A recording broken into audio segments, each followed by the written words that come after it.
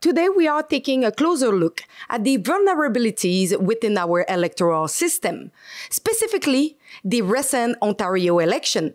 A man named Spencer recently published a shocking expose on YouTube revealing just how easy it could be for bad actors to manipulate the voting process. To test the system's security, Spencer created fake bank statements and presented them at multiple voting locations, attempting to see if fraudulent documentation would be accepted. His experience was not about committing fraud.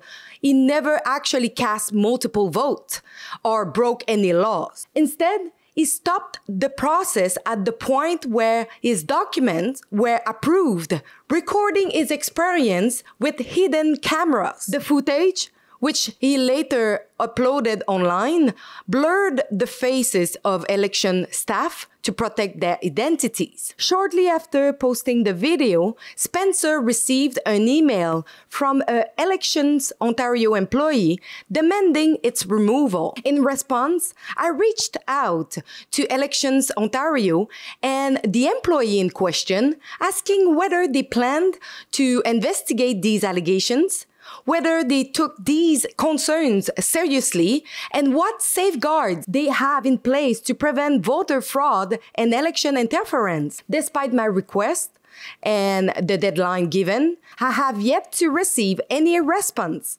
We need to specify that there are safeguards against election fraud. According to Ontario Election Act, a fine of $5,000 applies for submitting false documents or providing false information. If a person is found to have intentionally committed forgery, the fine can increase to $25,000. Now, I will let you hear from Spencer himself, someone who dared to put Ontario electoral process to the test. Remember that in Canada, it is illegal to publish anything related to the voting process, whether it concerns the polling booths or your ballot. Please be aware. As recently as last year, we have seen potential issues with voting in British Columbia. John Rustad of the Conservatives alleged that there may be hundreds of potential cases of voter fraud in the last premier election. He believes that there are many people who voted that are not Canadian citizens. Morning. How are you? Good, how are you? I'm well, thank you. Don't you just stood up? That's perfect. Just here to vote. Okay, do you have ID with you? I don't, but Is it in there? Okay. You need to have him read that, the special ballot form. Oh, it is elector ID on it, and then he signs. You know, it wasn't even something I had planned on doing. I had actually interviewed Jim Kaharlios of the New Blue Party, and that was a couple days before I did this. And he made me aware of the vulnerabilities that he'd seen in our election process. So that kind of got me thinking. And when I went to go figure out what I needed to go vote, personally, just my regular vote, I found out on the website that it quite literally says that you don't need ID. If you've got ID, it doesn't need to match your appearance, which is crazy.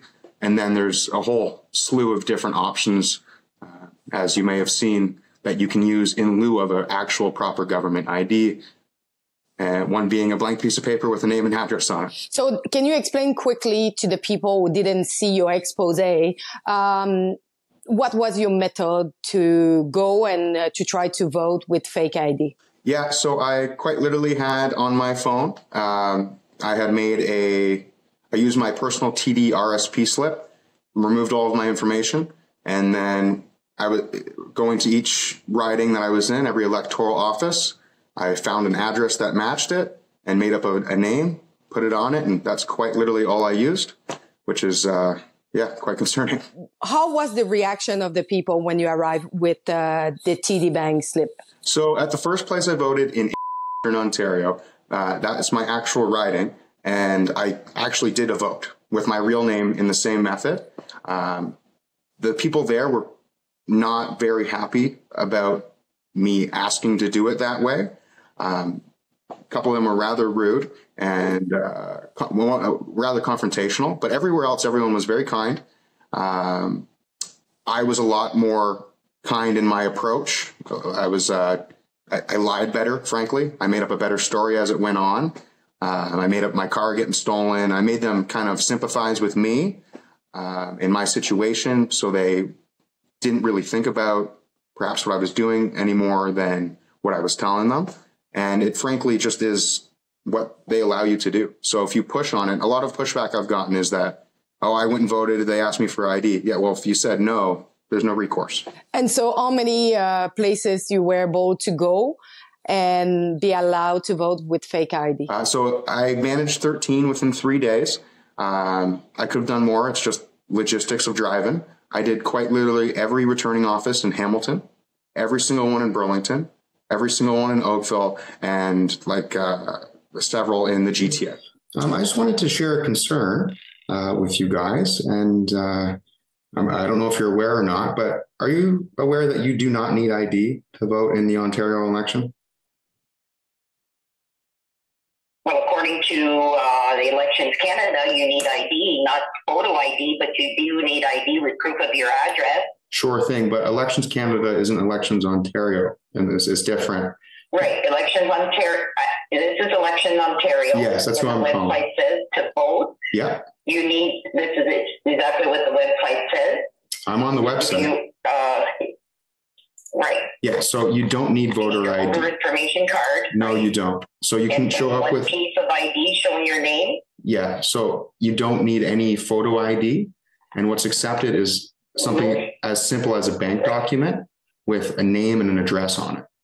The reason I'm calling is if there were bad actors who were determined to interfere with this election, they could simply just show up at any polling station with a random piece of paper with a name and address on it and vote as many times as they like. No, they have to be registered at that You don't. station. So I actually am in the middle of doing an expose, and I've gone to 13 locations, and you don't. So for folks who haven't seen the video, it's on the MCGA YouTube channel, and you'll notice that the first 10 minutes of it is me speaking with head office of Elections Ontario, which I did multiple different times. I had told them about it. Not only were they unaware, they frankly didn't care. That was the experience that I got from Elections Ontario. But what is your concern about what you undercover? As far as recourse for people who are actually doing it, my concern is that given the foreign interference that we've heard about, which is quite blatantly happening throughout the entirety of Canada, given that this is likely what occurred and made the Conservatives lose in BC, my concern is that folks who are doing it aren't Canadian citizens. So they can just leave. I mean, you can murder people and get out on parole these days, like immediately on bail. So there's really no recourse for any breaking of the law for anybody in Canada. But specifically this, if a group of individuals had negative intentions and were bad actors, they could do it as much as they wanted, hop on a plane, go somewhere they can't be extradited, and that's it. And so you received an email asking you to pull down your video, isn't it? I sure did. Someone that has a temporary job at Elections Ontario, who is on the Sunshine List, funny enough. But anyway, this gentleman had sent me an email demanding I remove the video, because after I had released the video, I called every single returning office I went to and told them that I filmed it. So, I mean, I did poke that bear a bit, but again, they came at me with quite a demanding email, just straight up telling me to remove it. And in fact, they actually contacted YouTube and tried to get YouTube to pull it for privacy concerns. YouTube sided with me, thankfully. That's why the video is still up. But yeah, that was their reaction. Yeah, it's quite incredible that was the response. They seemingly just did not want to address it and validate what I had found. That's what my impression was. But by proxy of sending me that email, it does the validation for me. They're telling me that they want it down because I found something they don't want to be public. To the best of my knowledge, the only province that has legitimate, reasonable voter ID laws is in Alberta. And I might be wrong. There might be some in the Maritimes that also do as well. But for sure, Quebec, Ontario, British Columbia, and Manitoba do not.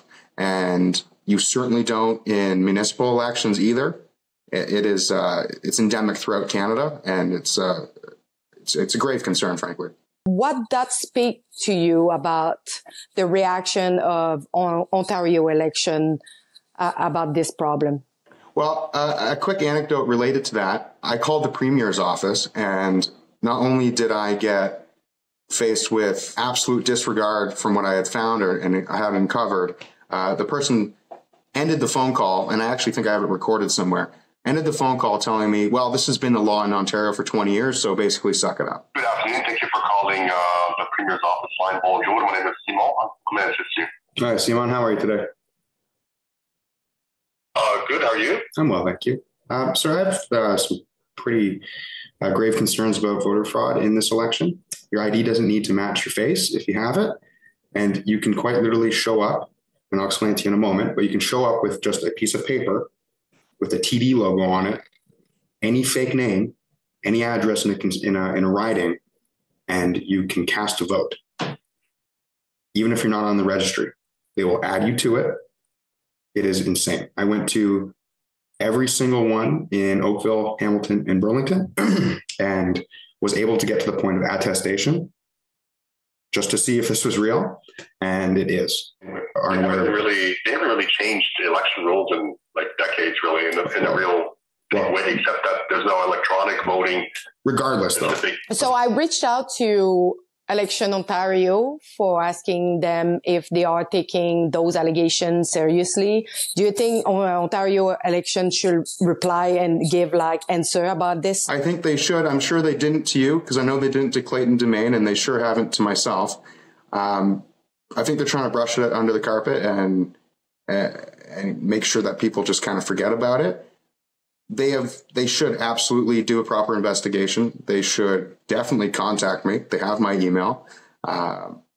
They should try to resolve this, and they should bring it up to the Ontario legislature. They're the ones who made this law in Ontario, according to Elections Ontario. That's what they told me. This needs to be changed. There's no reasonable explanation for why we don't have voter ID. And to the point of what they might do to have checks and balances in place, there aren't any. They quite literally, if people watch that video, they add me to the registry. They actually even coach you through the process, which is wild, right? In a place in Burlington, I got coached through the process. I forgot my fake address, and when the guy searched it up, he's like, "Oh, is this a house or an apartment?" I'm like, "I don't know. I'm in the basement." He's like, "All right, we'll put B down."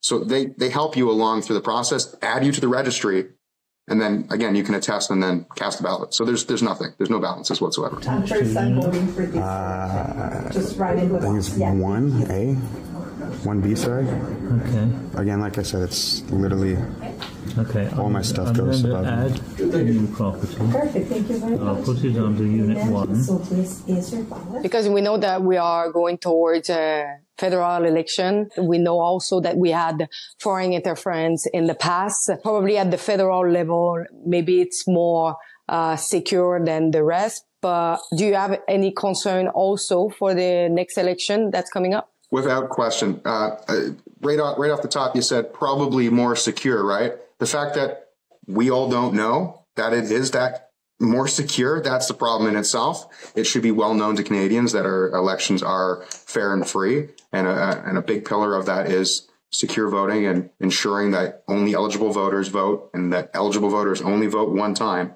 And I am damn well certain, based on the events that have led us to today and Mark Carney and prorogation and the just absolute disregard for laws and ethics that quite literally almost all 338 MPs show the Canadian people, I'm certain that they're going to be doing this again. And that's actually also exemplified, if I may, by the fact that the Liberal Party of Canada refused to address this when I spoke to them. The Conservative Party refused to address it. The NDP Party refused to address it. And the Green Party, I called the provincial parties and the federal parties. I have called every single MPP in the GTA.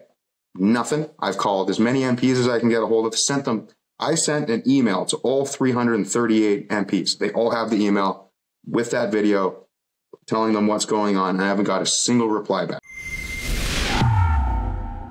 If you want to contribute to our journalism and make sure that we still have the light on at Ribbon News, you can donate what you can via our website. You can also subscribe to our exclusive content. So you can go to ribbonnews.com and you can watch our content. You can donate what you can, and you can subscribe as well. So I invite you to contribute to our journalism, and thank you in advance for your support.